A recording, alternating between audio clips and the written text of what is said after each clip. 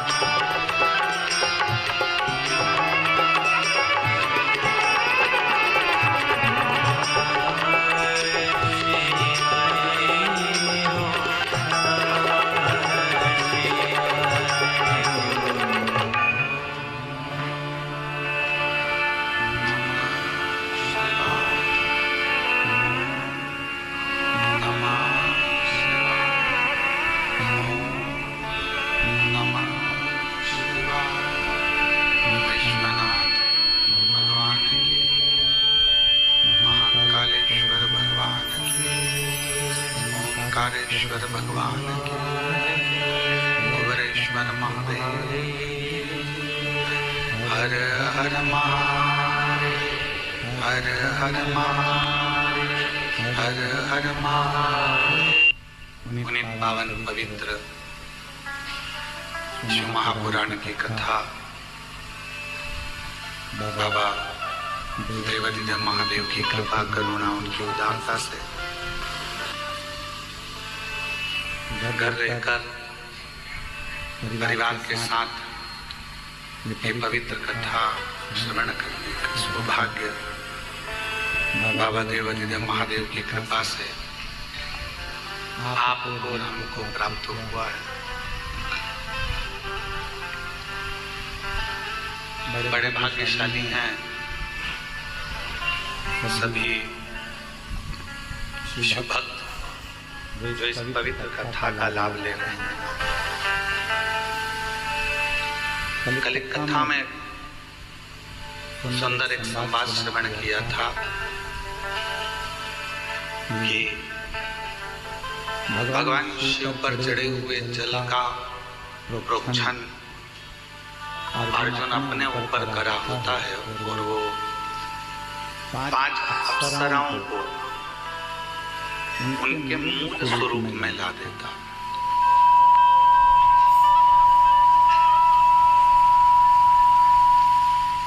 महापुराण की कथा का कार्य यही है, व्यक्ति को अपना स्वरूप का दर्शन कराना। हम यहाँ वहाँ जो भटक रहे हैं, इन भटकन से छुटकारा पाकर परमात्मा की शरणागति तक पहुँचो, भगवान के चरणारविंद तक पहुँचो।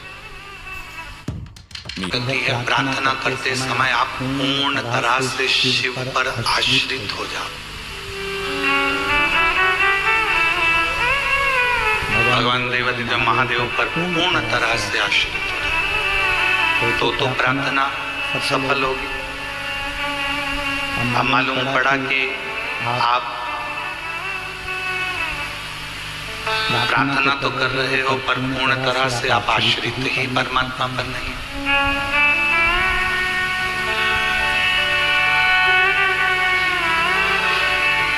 यश देना उसका काम,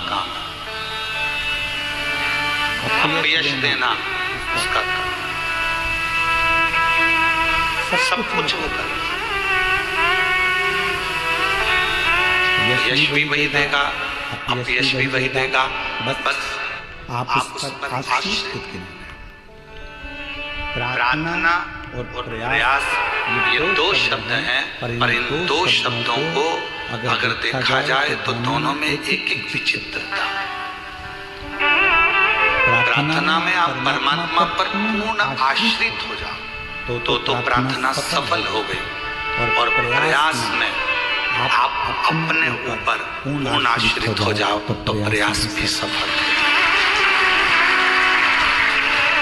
प्रार्थना कब सफल है? जब हम अपने इष्ट पर, अपने शिव पर पूर्ण आश्रित हो।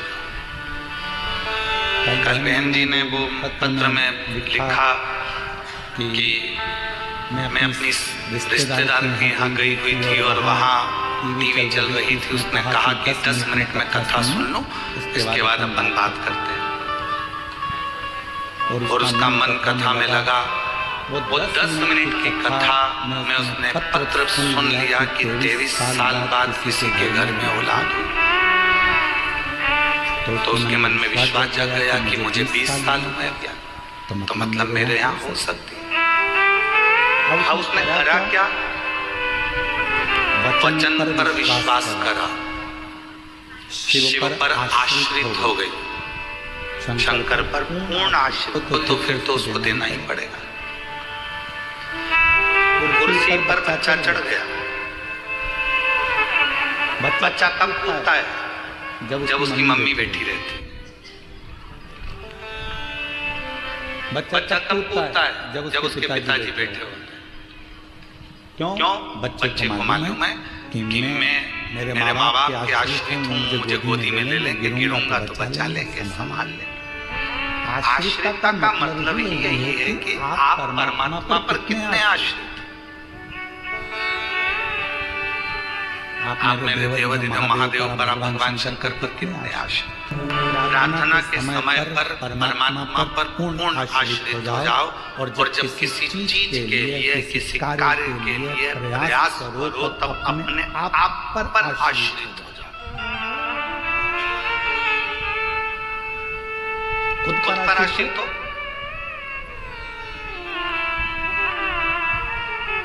क्योंकि ये काम हो सकता है। मैं अपने आप पर पूरा भरोसा करती हूँ। मुझे अपने आप पर कॉन्फिडेंस कि मैं कर सकता। मतलब आप अपने आप पर आश्रित हो गए, और प्रयास करने में यदि आप अपने ऊपर आश्रित हो गए हो तो फिर दुनिया की कोई ताकत आपको हरा नहीं सकती। आप विजय प्राप्त कर स्वयं पर आश्रित। प्रार्थना करो तब परमात्मा पर आश्रित हो जाओ, प्रयास करो तब अपने आप पर आश्रित हो जाओ, फिर किसी दूसरे पर आश्रित नहीं। पर हम प्रार्थना करते समय भी परमात्मा पर आश्रित नहीं होते, और प्रयास करते समय भी अपने आप पर आश्रित नहीं होते। हमको भय लगा रहता है, होगा नहीं होगा, करूं ना करूं, देखूं ना देखूं। मेरे क्रोध को उन्होंने संयमित कर दिया। मैं देख नहीं पाई, समझ नहीं पाई। मैंने उनके चरण पकड़ लिए कि मेरा पांव आपको लग गया, आपको बहुत गुस्सा आया होगा, क्रोध आया होगा। इतने में मेरे पति देवाधिदेव महादेव कहते हैं, पार्वती क्यों चिंता करती है? किस बात का क्रोध? तेरा क्रोध शांत हो गया ना, बस बहुत है। तू नम्र ले रहेगी, तू मिठास पूर्ण रहेगी पार्वती, तो ये सारा ब्रह्मांड अपने आप मिठास पूर्ण रहेगा। तू सहज हो जा, तू सहज। कितनी कृपा, कितनी करुणा, कितनी दया। कौन है जो अन्य देवता जैसा पति मांग रहा है? करवा चौथ का व्रत करते हो तो शिव जैसा पति चाहिए, तीज का व्रत चाहिए तो शिव जैसा पति चाहिए। भगवान ऐसी कृपा करना, शिव जैसा पति।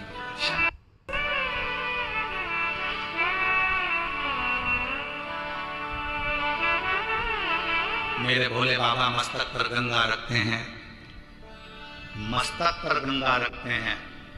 जगत का पुरुष जब अपने घर के अंदर प्रवेश करे, दुकान पर कितना भी टेंशन हो, व्यापार में कितना भी टेंशन हो, परिवार में बाहर